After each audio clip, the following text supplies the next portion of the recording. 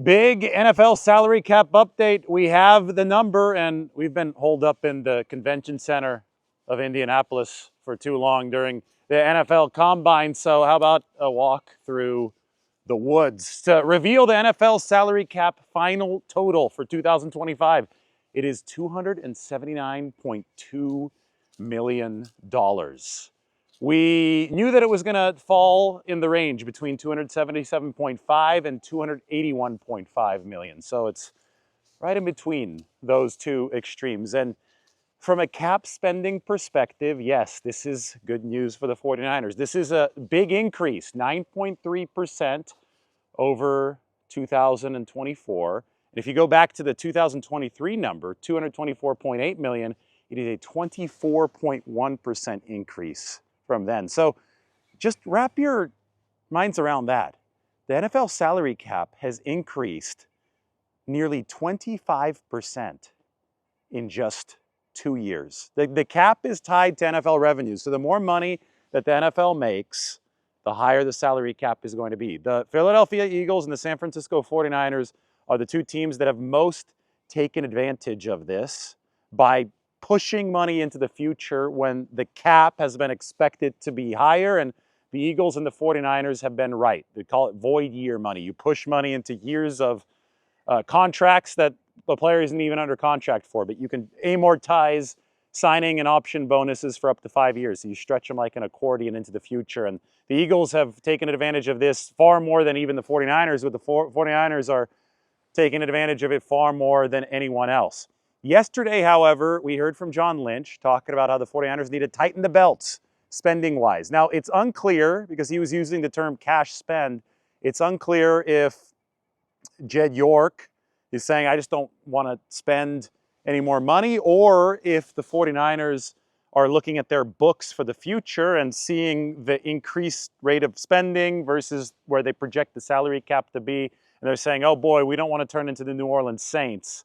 We don't want to enter salary cap hell, so we better restrain ourselves right now. It could be a little bit of both, too. Jed York spent a whole lot of money last offseason. Trent Williams, Christian McCaffrey, Brandon Ayuk, and obviously there is a big expenditure that will be due at some point this offseason once the 49ers agreed to terms with Brock Purdy. I think that greater financial restraint can be combined with and paired with on-field efficiency to a greater extent than a lot of casual people realize. There's a common conception, oh, let's just go buy up as many free agents as possible. That's going to make the team really good. Throughout the course of NFL history, that hasn't made the best teams, especially since the salary cap was inaugurated in the mid-1990s. Football is a young man's sport. The 49ers were this past year the oldest team in the NFL. John Lynch brought that up yesterday at the Combine. They've got to become more financially efficient. They've got to become a little bit more draft reliant. And last year was a good start. Moving forward into 2025, they have to deliver an encore. And I think Lynch emphasized the importance of that yesterday. Just because he's saying we need to tighten our belts and be more financially efficient doesn't mean that he's saying that the 49ers won't spend on good players. And, Tim Kawakami wrote about it on the San Francisco Standard today. You could go check out the article.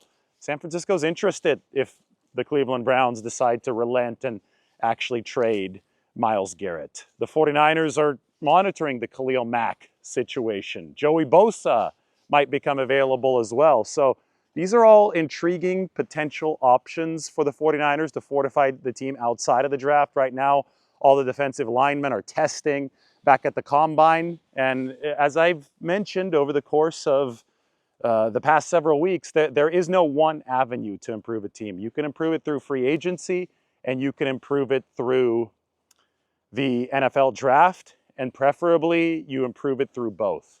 You find the right mix of veterans and rookies to make the best football team possible. Anyway, back to the salary cap. The 49ers right now are looking at about $61 million in 2025 space. And how do I calculate that? Well, I look at the 53-man roster and how much that's going to cost once the 49ers cut down the team to that 53 plus the practice squad. And I include the practice squad salaries and I project who's going to make the 53. Right now I have 40 spots taken, and the 49ers have 61 million. And they carried over, because it's unused from season to season, they carried over 50 million, which was an NFL high of unused space from last year, because they so effectively pushed money into the future with their void year strategy. So 50 million in carryover plus about 5 million in credits. That is unmet incentives that had counted against the cap, but the 49ers get credits for them because the players didn't meet those incentives. That's 55 million on top of the $279.2 million salary cap. So the 49ers adjusted cap is like 334 million.